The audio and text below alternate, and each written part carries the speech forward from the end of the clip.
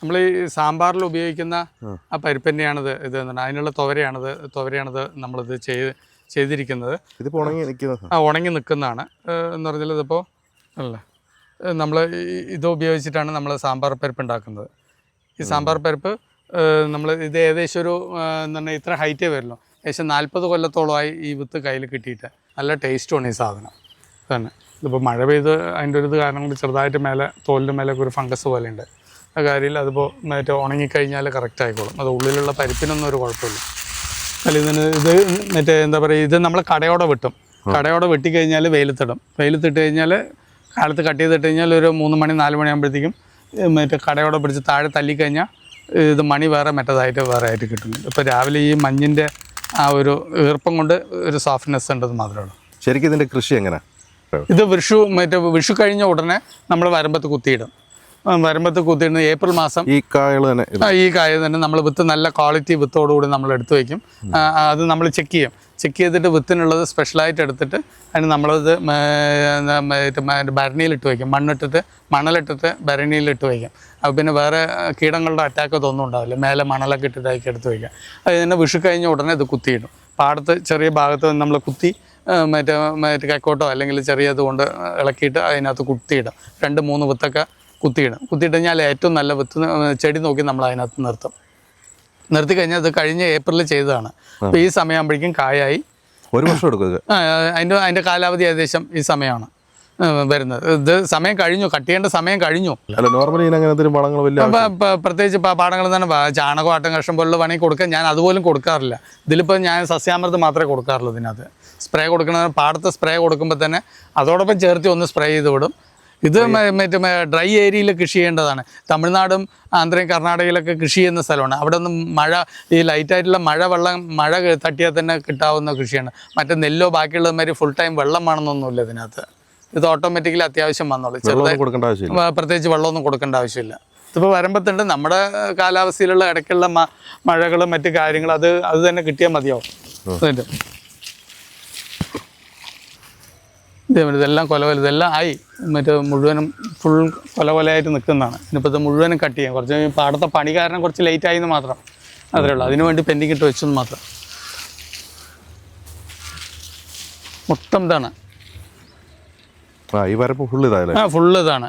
ഇതിനകത്ത് തന്നെ ഏകദേശം 100 ചില്ലാനും ചെടികൾ ഇവിടെ നിൽക്കുന്നുണ്ട്. ഏകദേശം ഒരു 1000-ഓളം ചെടികൾ ഞാൻ എല്ലാ വർഷവും മറ്റേത് കുത്തിയിടാറുണ്ട്.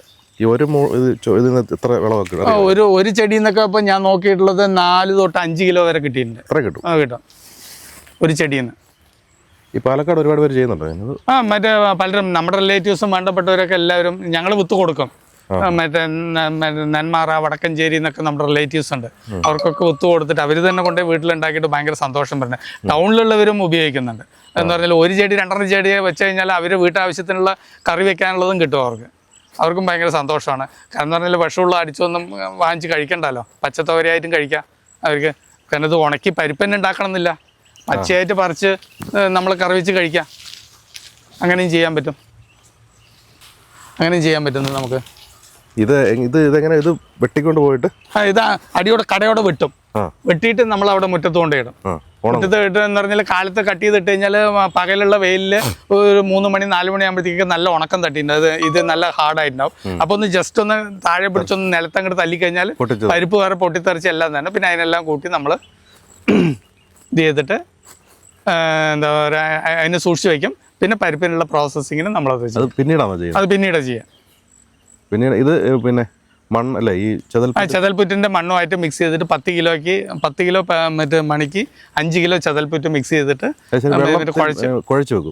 കുഴച്ച് നമ്മൾ ഇഡ്ഡലി മാവ് പോലെ ഒന്ന് കുഴച്ച് അങ്ങോട്ട് റെഡിയാക്കിയിട്ട് നമ്മൾ എന്ത് ചെയ്യണം, പ്ലാസ്റ്റിക് കവറിലിട്ട് മൂടി വയ്ക്കും. അപ്പം ഒരു 10-12 മണിക്കൂർ കഴിയുമ്പോൾ തന്നെ ഈ അതിലുള്ള മോയ്സ്ചർ മൊത്തം ഇതിനകത്ത് വലിച്ച് കയറിയിട്ടുണ്ടാവും. അപ്പോൾ ഇത് വെള്ളം തട്ടിക്കഴിഞ്ഞാൽ നമ്മൾ നിലത്തൊരു വിത്തിട്ട് കഴിഞ്ഞാൽ നനച്ച് കഴിഞ്ഞാൽ എന്താവും, മറ്റേ മുള പൊട്ടി വരുമല്ലോ, ആ ഒരു സിറ്റുവേഷൻ ആവും. അപ്പോൾ അപ്പം തന്നെ വെയിലത്തിട്ട് കഴിഞ്ഞാൽ മണ്ണ് പറയാവും മാറും. 1-2 മണിക്കൂർ കൊണ്ട് മണ്ണ് പറയാവും. ഇതും കൂടെ എടുത്തു കഴിഞ്ഞാൽ എന്ത് ചെയ്യും, നമ്മൾ അരങ്ങുന്ന കല്ലോ അല്ലെങ്കിൽ മില്ലിലോ കൊടുത്തിട്ട് നമ്മൾ അതിന് പൊളിച്ചെടുത്ത് കഴിഞ്ഞാൽ സൂപ്പർ പരിപ്പായി. ഇതൊരു 6 അടിയൊക്കെ ഹൈറ്റ് വെക്കത്തുള്ളൂ. അത്രയല്ലോ, അതെ. ഇതാണ് മാക്സിമം ഹൈറ്റ് ഇതിൻ്റെ. ഇപ്പോൾ പറിക്കാനും എല്ലാറ്റിനും സൗകര്യമാണ്. ചില തോരകളൊക്കെ ഭയങ്കര ഹൈറ്റ് വരും. 5-6 മണികളുണ്ടാവും അല്ലേ? അതെ. ഇതിൻ്റെ പ്രത്യേകത പറഞ്ഞാൽ കൊലയായിട്ടാണ് കാച്ചു നിൽക്കുക. മറ്റേത് മറ്റേ പണ്ടത്തെ എന്ന് പറയുമ്പോൾ 2 എണ്ണം മറ്റേ എന്ന് പറഞ്ഞാൽ 2 ഇതുപോലെയല്ല. ഇത് കൊലയായിട്ടാണ് ഇതാണല്ലോ, ബഞ്ചായിട്ടാണ്. അത് പറഞ്ഞല്ലോ ഞങ്ങളിപ്പോൾ മറ്റേ കറി വയ്ക്കാനൊക്കെ പച്ചക്കെന്ന് പറയുമ്പോൾ 2-3 മറ്റേ കൊമ്പ് അങ്ങോട്ട് പൊട്ടിച്ചുകൊണ്ട് വന്നു കഴിഞ്ഞാൽ തന്നെ അപ്പം അത് ആ ഭാഗത്തുള്ളവരൊക്കെ ചിലവർ അതിലൂടെ നടന്നു പോകുന്നവരൊക്കെ എന്ത് ചെയ്യും, 2-3 ബഞ്ചൊക്കെ പൊട്ടിച്ചുകൊണ്ട് പോകും വീട്ടിലേക്ക്. അപ്പോൾ അവരും കഴിക്കും. അപ്പോൾ പ്രത്യേകിച്ച് പറിച്ച് നിൽക്കേണ്ട ആവശ്യമൊന്നുമില്ലല്ലോ. എന്ന് പറഞ്ഞാൽ എന്താ പറയുക, കോയമ്പത്തൂർ യൂണിവേഴ്സിറ്റിയിൽ ഉണ്ടായിരുന്ന പ്രൊഫസർ ചാമി സാറ്, ഇവിടെ നമ്മുടെ പാലക്കാട്ടുകാരാണ്, അദ്ദേഹം തന്നിട്ടുള്ള വിത്താണ്. അത് നാടൻ വെറൈറ്റിയിൽ പെട്ടതാണ്. ഇതെന്ന് പറഞ്ഞാൽ സാധാരണ നാടൻ വരുന്നതിന് കൊലയായിട്ടാണ് കായ്ക്കുന്നത്. മൊത്തം കൊലയായിട്ടാണ് കായ്ക്കുന്നത്. ഇത്രേ വലിപ്പം വെക്കുള്ളൂ, ഇത്രേ വലിപ്പം ഉണ്ടാവുള്ളൂ, ഇത്രേ ഹൈറ്റേ ഉണ്ടാവുള്ളൂ. നിങ്ങൾ പലതും കണ്ടിട്ടുണ്ട്, 2-ആളോളം ഹൈറ്റ് വരുന്ന തോരകൾ കണ്ടിട്ടുണ്ടാവും. ഇത് ഇത്രയും ഹൈറ്റ് വരുള്ളൂ. ഇത് ധാരാളം നല്ല ടേസ്റ്റുമാണ്, നല്ല വലിപ്പമുണ്ടല്ലേ? അത്യാവശ്യം വലിപ്പമുണ്ട്. പിന്നെ മയിലും തത്തയുടെ ഒക്കെ ശല്യം ഭയങ്കരമാണ്. ഈ സാധനം കാലത്ത് ഇപ്പോൾ നമ്മളിവിടെ ഉള്ളതുകൊണ്ടാണ്. ഇല്ലെങ്കിൽ ഇപ്പോൾ കുറേ തത്തകളൊക്കെ വന്ന് ഇതിനെ കൊത്തിപ്പറിച്ചുകൊണ്ട് പോകും. അവരും കുറേ തിന്നും. അതാണ് ഇത് ചിലത് കണ്ടില്ലേ, പൊട്ടി നിൽക്കുന്ന മുഴുവനും ഈ തത്ത പറിച്ചു കൊണ്ടുപോയതാണ്. അതായത് ഈ സാധനങ്ങൾ ഉള്ളത് ഇത് പൊളിഞ്ഞു നിൽക്കുക, ഇതിന്നൊക്കെ തത്ത പറിച്ചു കൊണ്ടുപോയതാണ്. അവരും കുറേ ജീവിക്കുന്നുണ്ട്.